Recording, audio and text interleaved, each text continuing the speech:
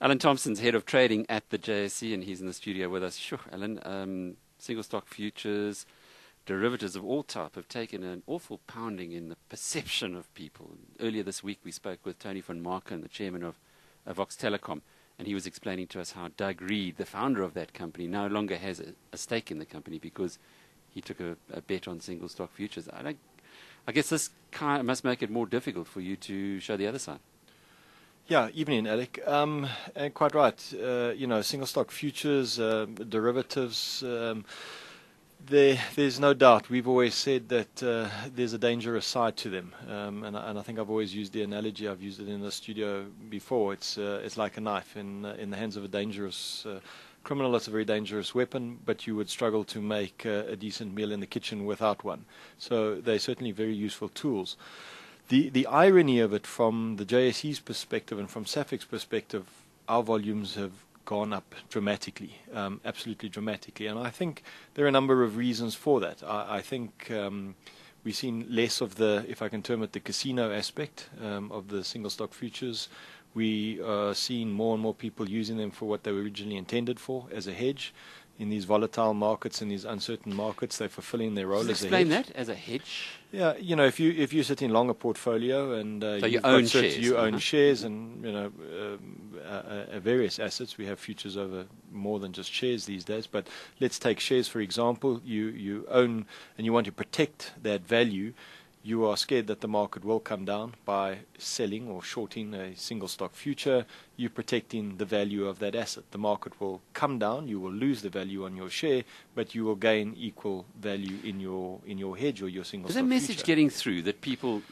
It's not anti-patriotic to be shorting shares sometimes. And in fact, that sometimes it's the right thing to do. If you have a portfolio on the one hand, which might be losing value if you're in uncertain times, to protect it by taking out, as you say, a short position or selling. Yes, I think we have to be careful of naked short selling. That's like a punt. Yeah, and that's a punt. But on the other hand, why should the stock market only be a punt on the long side? Why should people only be allowed to make money when it goes up? In the case that we're talking about a hedge, where you've actually got the asset, you are simply taking the opposite view by shorting the single stock future. You're not net short.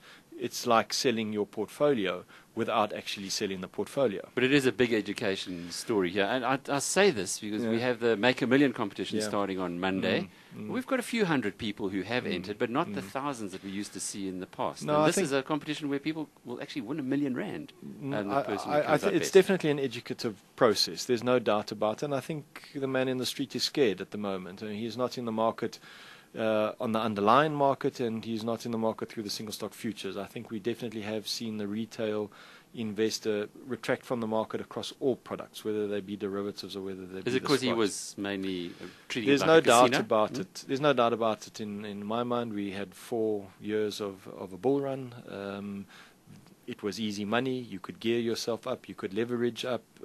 We spoke about the unfortunate example of Vox. They're not the only one. People only thought the share price could go up. We've been dealing this last few weeks with a number of people who said, but I never considered that the share price may go down. So there's no doubt about it that people were very, very heavily geared on the upside and did not make provision for the eventuality that, in fact, this share may come down. I was talking to a friend of mine who's quite well connected with a few Australians, and he was telling me a story over the week of a very wealthy Australian who's a pal of his, who's actually lost everything, lost his houses, lost his business, lost many of or virtually all his assets through playing the market in Australia. So I guess it's not just here where people are taking pain. It's definitely not here. I think it is global. But I can't emphasize it enough. The instruments give you protection. They enable you to make a decent meal in the kitchen. But on the other hand, they are potentially dangerous if you use them incorrectly. Alan, we're going to be getting together on the 20th of November in the next of the MoneyWeb seminars. Is that going to be the focus, that you can explain to people that these single stock futures are not just for punting, but in fact you can you can. It's got to be, and I think sort your I've risk sat out. in this studio many times saying, be careful of them, and there are many uses of them, but you have to use them correctly. And one of the big uses at the moment, and why we've seen a flight now, in fact, to single stock futures, is in fact from the wholesale environment where people had bilateral agreements with one another, OTC instruments, and suddenly that trust in the financial markets have gone out of the window. People don't trust one another. Banks are not dealing with one another, so they want a central counterparty. They want someone to guarantee their trade. So we've had that flood. All of that flow of that market, that trade, has now come onto the market. Allan Thomson, head of trading at the JSE, and this